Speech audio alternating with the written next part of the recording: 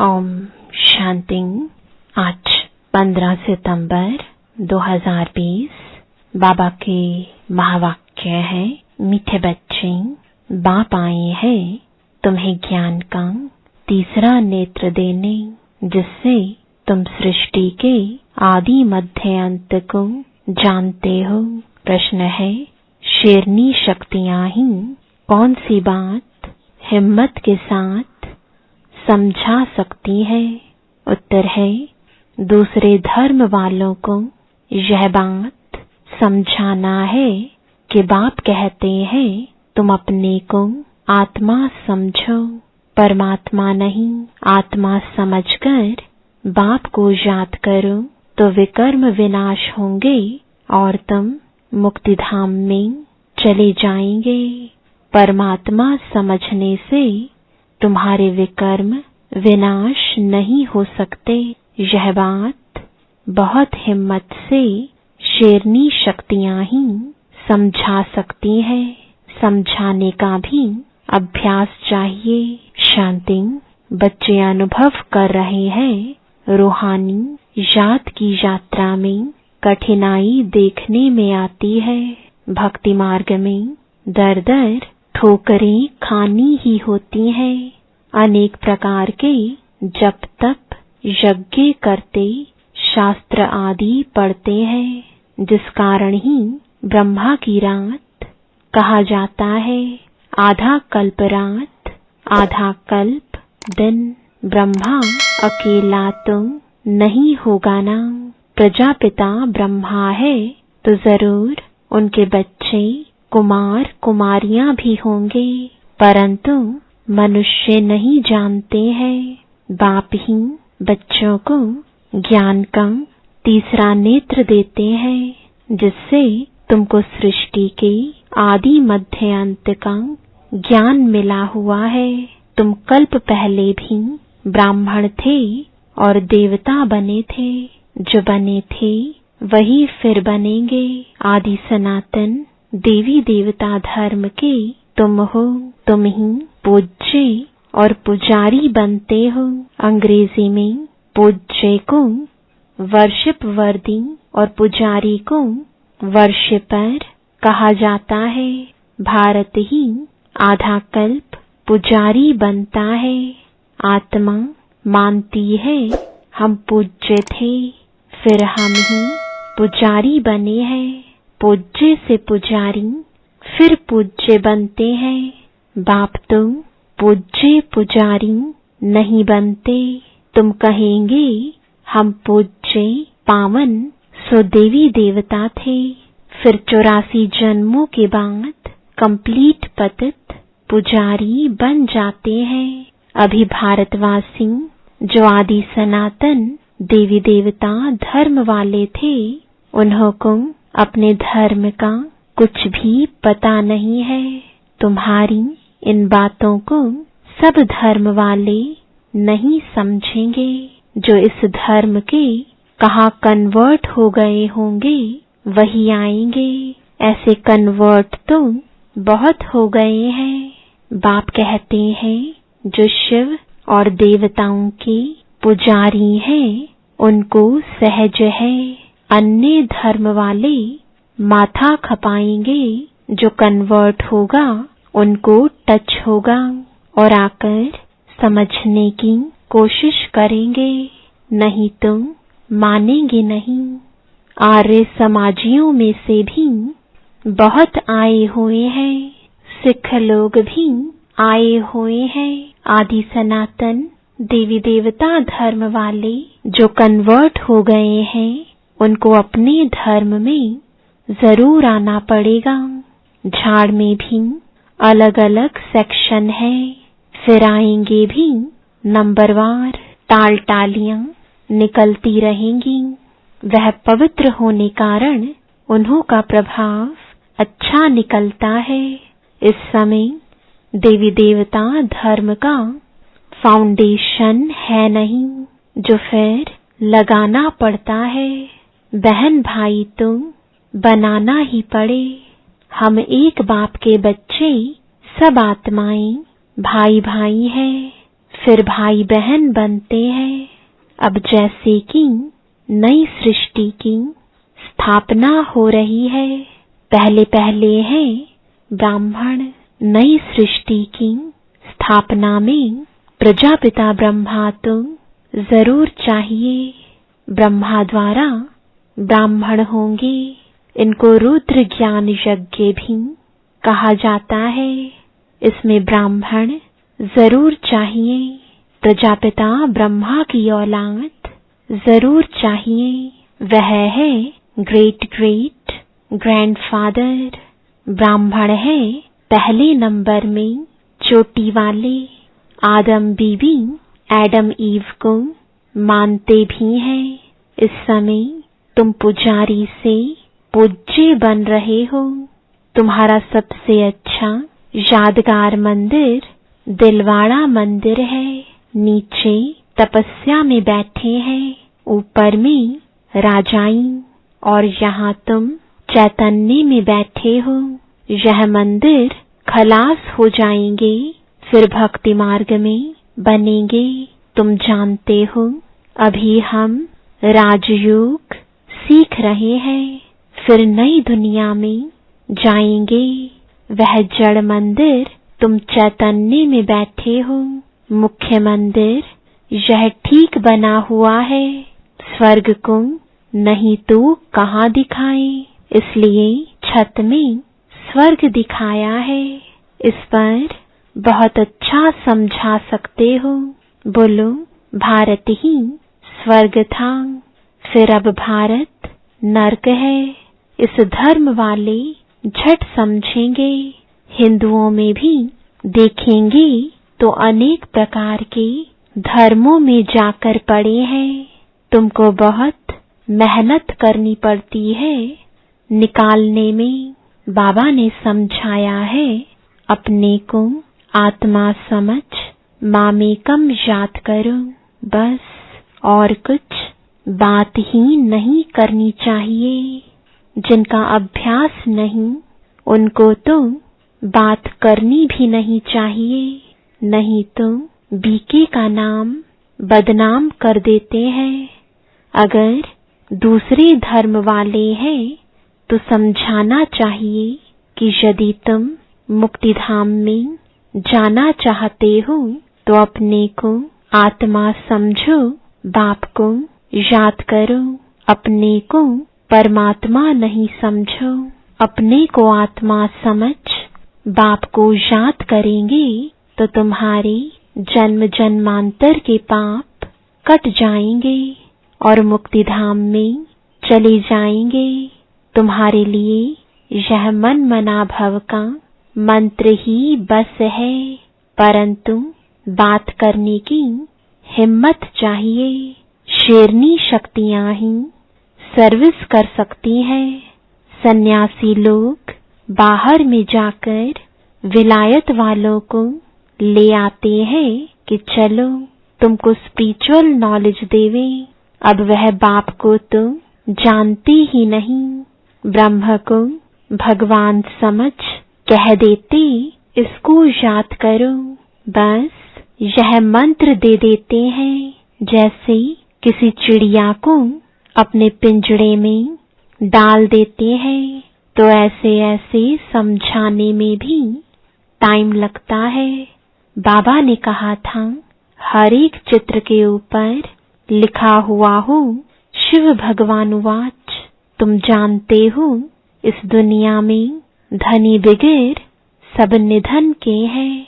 पुकारते हैं तुम मात पिता, अच्छा उनका अर्थ क्या? ऐसे ही बोलते रहते तुम्हारी कृपा से सुख घनेरे। अब बाप तुमको स्वर्ग के सुख के लिए पढ़ा रहे हैं, जिसके लिए तुम पुरुषार्थ कर रहे हो। जो करेगा वह पाएगा। इस समय तुम सब पतित है। पावन दुनिया तो एक स्वर्ग ही है। यहाँ कोई भी सतो प्रधान हो ना सके। सतयुग में जो सतो प्रधान थे वही तमो प्रधान पतित बन जाते हैं। क्राइस्ट के पिछाड़ी जो उनके धर्म वाले आते हैं वह तो पहले शतप्रधान होंगे ना। जब लाखों की अंदाज में होते हो तब लश्कर तैयार होता है लड़कर बादशाही लेने। उनको सुख भी कम तो दुख भी कम, तुम्हारे जैसा सुख तो किसको मिल ना सके। तुम अभी तैयार हो रहे हो सुख धाम में आने के लिए। बाकी सब धर्म कोई स्वर्ग में थोड़े ही आते हैं। भारत जब स्वर्ग था तो उन जैसा पावन खंड कोई होता नहीं। जब बाप आते हैं तब ही ईश्वरीय राज्य स्थापन होता है। वहाँ लड़ाई आदि की बात नहीं। लड़ना झगड़ना तो बहुत पीछे शुरू होता है। भारतवासी इतना नहीं लड़े हैं, थोड़े आपस में लड़कर अलग हो गए हैं। द्वापर में एक दो पर चढ़ाई करते हैं। यह चित्र आदि बनाने में भी बड़ी बुद्धि चाहिए।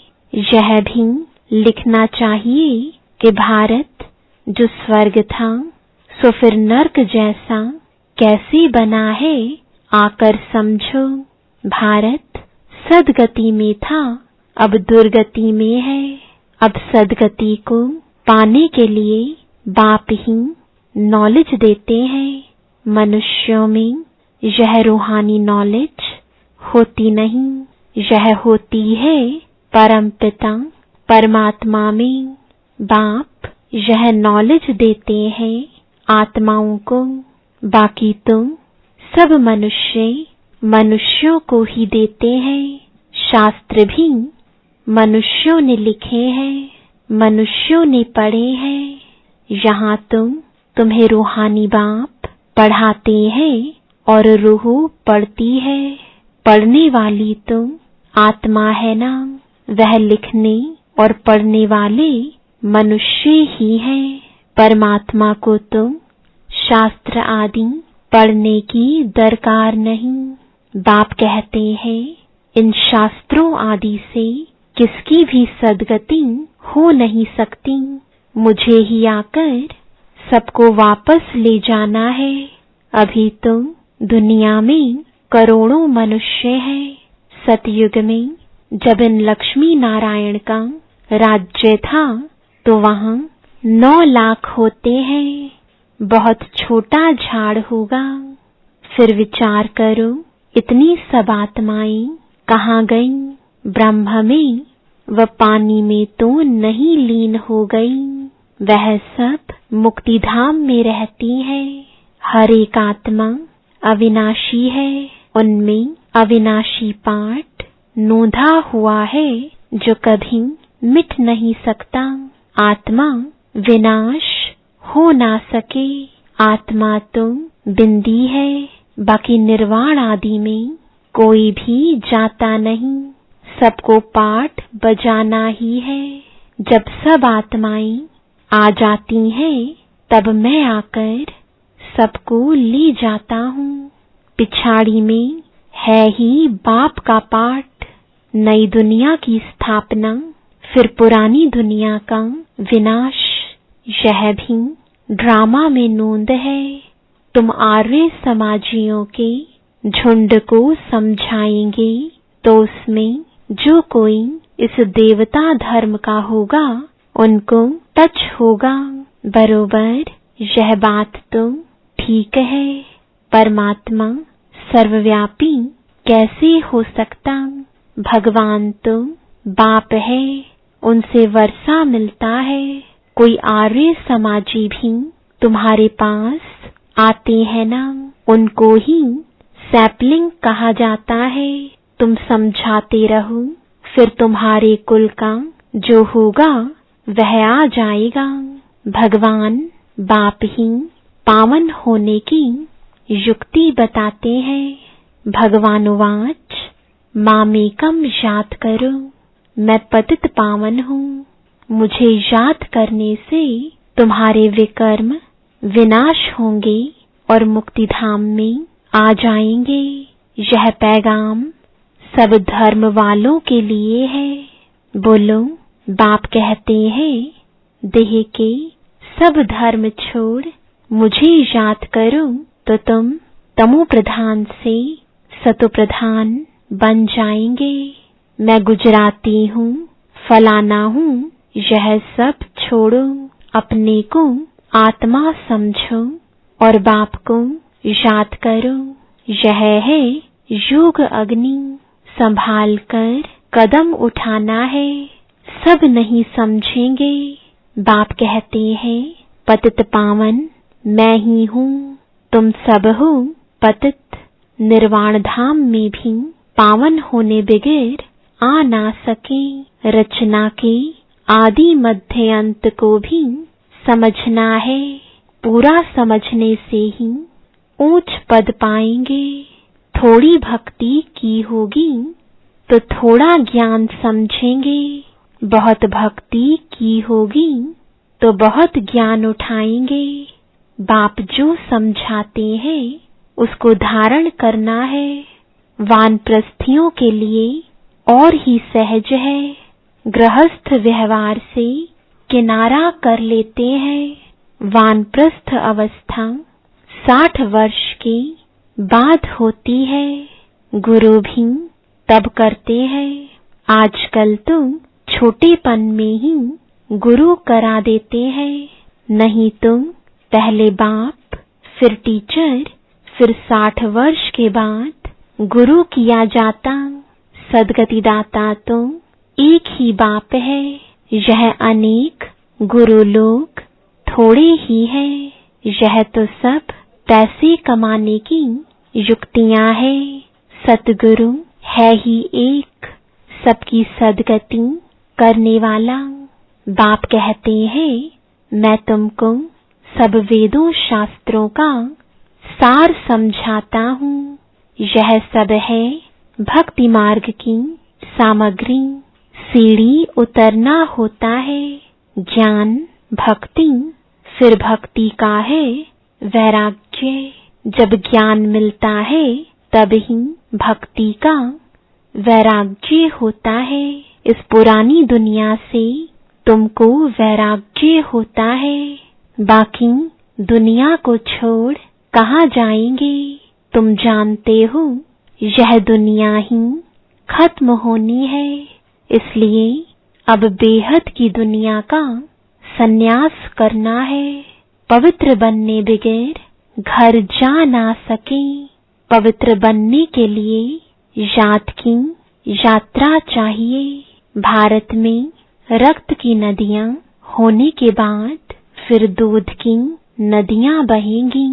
विष्णु को भी क्षीर सागर में दिखाते हैं। समझाया जाता है, इस लड़ाई से मुक्ति, जीवन मुक्ति के गेट खुलते हैं। जितना तुम बच्चे आगे बढ़ेंगे उतना ही आवाज निकलता रहेगा। अब लड़ाई लगी की लगी। एक चिंगारी से देखो आगे क्या हुआ था। समझते हैं कि लड़ेंगे जरूर। लड़ाई चलती ही रहती है। एक दो के मददगार बनते रहते हैं। तुमको भी नई दुनिया चाहिए तो पुरानी दुनिया जरूर खत्म होनी चाहिए। अच्छा, मीठे मीठे सिकिलदे बच्चों प्रति माता पिता बाप दादा का याद प्यार और गुड मॉर्निंग। रूहानी बाप की रूहानी बच्चों को नमस्ते। रूहानी बच्चों की रूहानी बाप दादा को गुड मॉर्निंग और नमस्ते। धारणा के लिए मुख्य सार है, पहला, यह पुरानी दुनिया अब खत्म होनी है। इसलिए इस दुनिया का संन्यास करना है। दुनिया को छोड़कर कहाँ जाना नहीं है, लेकिन इसे बुद्धि से भूलना है। दूसरा, निर्वाण धाम में जाने के लिए पूरा पावन बनना है। रचना के आदि मध्य अंत को पूरा समझकर नई दुनिया में ऊंच पद पाना है। वरदान है, अलबेलेपन की नींद को तलाक देने वाले निद्राजीत चक्रवर्ती भव। साक्षात्कार मूर्त बन भक्तों को साक्षात्कार कराने के लिए अथवा चक्रवर्ती बनने के लिए निद्राजीत बनो। जब विनाश काल भूलता है तब अलबेलेपन की नींद आती है। भक्तों की पुकार सुनो, दुखी आत्माओं के दुख की पुकार सुनो, प्यासी आत्माओं के प्रार्थना की आवाज सुनो, तो कभी भी अलबेलेपन की नींद नहीं आएगी। तो अब सदा जागती ज्योत बन अलबेलेपन की नींद को तलाक दो और साक्षात्कार मूर्त बनो। स्लोगन है, तन मन धन मन वाणी कर्म किसी भी प्रकार से बाप के कर्तव्य में सहयोगी बनो तो सहज योगी बन जाएंगे। ओम शांति।